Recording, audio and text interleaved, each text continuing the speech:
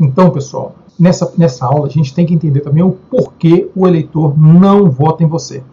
Porque tão importante quanto descobrir os motivos pelo qual ele vota em você, é importante você descobrir os motivos pelo qual ele não vota em você. E isso porque, como a gente acabou de falar agora, tá? A rejeição ela funciona como uma barreira, como um teto. Isso significa o quê? Que você tem um potencial de crescimento, mas ele é limitado pela rejeição. Ele é limitado pelos fatores pelos quais o eleitor não votaria em você. E esse fator, ele pode ser um fator banal, pode ser um fator simples, que você consegue eliminar isso daí, e aí sim o seu crescimento ele começa a acontecer. Esse é um detalhe que a maioria dos candidatos a vereador eles não se atentam. Por quê? Porque ele não tem uma pessoa para poder fazer aquele filtro de informação. Como é que é isso? É aquela pessoa que pega e consegue falar para ele assim, olha, veja bem, você não é essa cereja desse bolo todo que você está imaginando. As pessoas acham isso e isso de você. E quando as pessoas acham isso e aquilo outro de você, elas estão tentando dizer que, olha, se ele não tivesse essa característica, eu poderia votar nele. Me faz lembrar um candidato a vereador lá do Maranhão, tá, lá de São Luís. E esse candidato a vereador Maranhão, uma cidade, São Luís, uma cidade onde que, assim, você tem uma população negra bastante expressiva, e esse candidato era um candidato de pele branca, e surgiu um boato, as fake news, surgiu um boato que ele era uma pessoa preconceituosa, tá? E isso daí impedia ele de crescer. Qual que foi a reação desse vereador? Ele ficou resistindo em dar uma resposta para isso. Ele resistia porque ele não se considerava, ele não achava que ele era uma pessoa preconceituosa.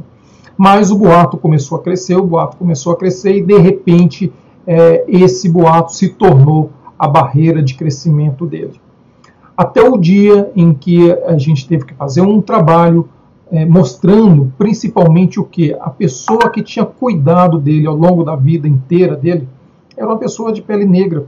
Então, ele não tinha como ser preconceituosa se a segunda mãe dele tinha sido uma pessoa negra. Ok? Então, tem o preconceito e tem as rejeições que são criadas muitas vezes por boatos, e você precisa entender isso daí. Enquanto você fica batendo nessa tecla, indo contra o que a população acha, você está perdendo tempo. Quando a gente faz as pesquisas eleitorais, um dos cruzamentos, a gente faz duas perguntas. A gente pega e pergunta, em quem você não votaria de jeito nenhum? Então, tem um candidato. E você faz uma outra pergunta, você conhece esse candidato muito, pouco ou mais ou menos? Então, tem essa pergunta. Nas pesquisas eleitorais, o que a gente faz? A gente cruza essas duas informações. Porque com o cruzamento dessas duas informações, em quem você não votaria de jeito nenhum, e com o nível de conhecimento do candidato, a gente consegue entender qual é a barreira, aonde que essa pessoa ela cresce.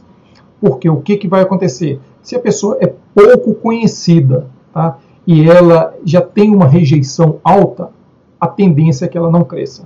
Se a pessoa é muito conhecida, mas tem uma rejeição baixa, a tendência é que ela se mantenha lá no topo. Ok? Então, mais importante de conhecer o porquê o eleitor vota em você, é importante reconhecer o porquê o eleitor não vota em você. E vamos então aí a alguns motivos onde que a gente consegue traçar esses motivos, né? Primeira coisa é a rejeição ao partido. Tá? Então, quando o partido ele é rejeitado, a tendência é que as pessoas não votem em você. Então, esse é um primeiro motivo para que você tenha rejeição. Tá? A gente viu na eleição passada um forte desgaste aí, tanto do PT quanto do PSDB. Né? O desgaste do PT foi tanto que em momentos da campanha o Haddad ele deixou até mesmo de utilizar as cores do PT na logo dele. Por quê? Porque existia um percentual da população muito grande que não queria votar no PT. E ele, então, tentou trabalhar essa rejeição. Então, uma questão do partido tem muito a ver com isso. O PSDB, né? O PSDB no Nordeste, ele historicamente era um partido rejeitado. porque você tinha uma boa votação, o PT tinha uma boa votação lá, e o PT tinha eleito o PSDB como o seu inimigo. Então as pessoas viam o PSDB com uma certa ressalva. Então a rejeição do PSDB, por exemplo, no Nordeste era uma rejeição muito alta. Uma outra questão, tá? Esses dias até uma pessoa me perguntou sobre isso, são os candidatos sem qualificação. Será exigido no ano que vem que a pessoa tenha no mínimo o primeiro grau completo. O TSE ele fica muito em cima disso daí, e a população ainda pode denunciar o que está acontecendo quando a pessoa, por exemplo, falsificar um diploma. Mas existem candidatos.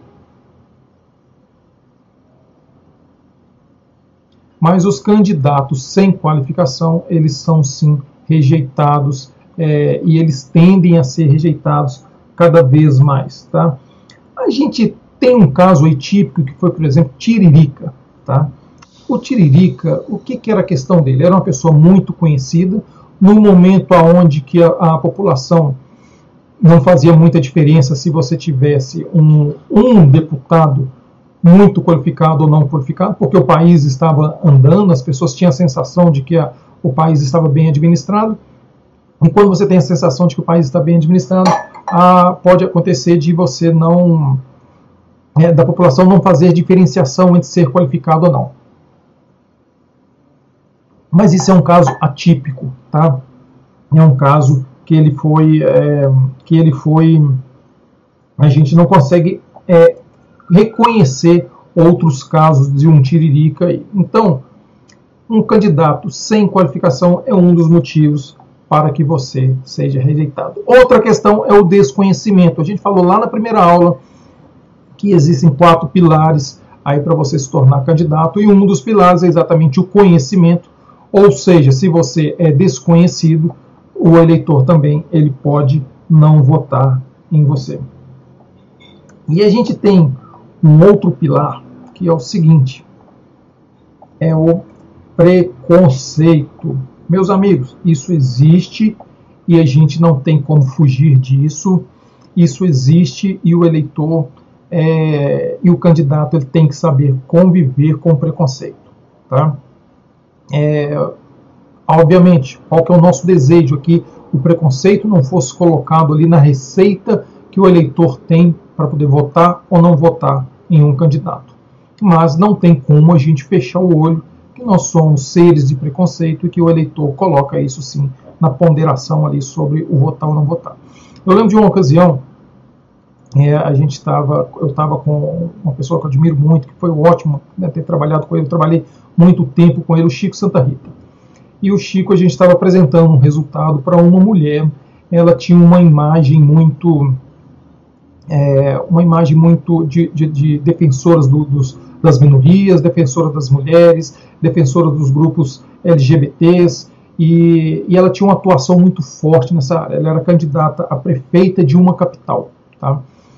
E em certo momento, na hora que a gente estava apresentando o resultado da pesquisa, ela questionou, olha, mas esse resultado que você está me apresentando é um resultado preconceituoso. Eu falei, olha, o candidato, sim, é um resultado preconceituoso, eu estou vendo isso, as pessoas têm preconceito em relação ao seu nome. Ela falou, mas isso não pode, é um absurdo, num país, num século que a gente está, tem um preconceito. O Chico Santa Rita pegou e falou assim, e a senhora está querendo brigar com o eleitorado ou a senhora está querendo ganhar uma eleição? Tá? Porque se a senhora quiser brigar com o eleitorado, então o momento é de tentar modificar essas artimanhas aí da população.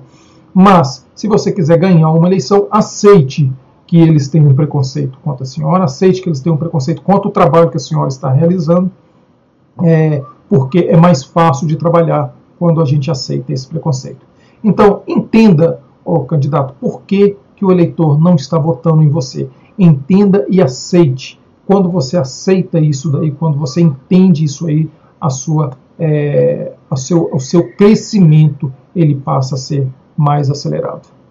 Ok? Nos vemos na próxima aula, onde a gente vai falar sobre você não vai precisar de todos os votos, mas você vai precisar apenas dos votos suficientes para poder ser eleito. e como que a gente vai trabalhar exatamente essa questão. Ok? Nos vemos na próxima aula, então.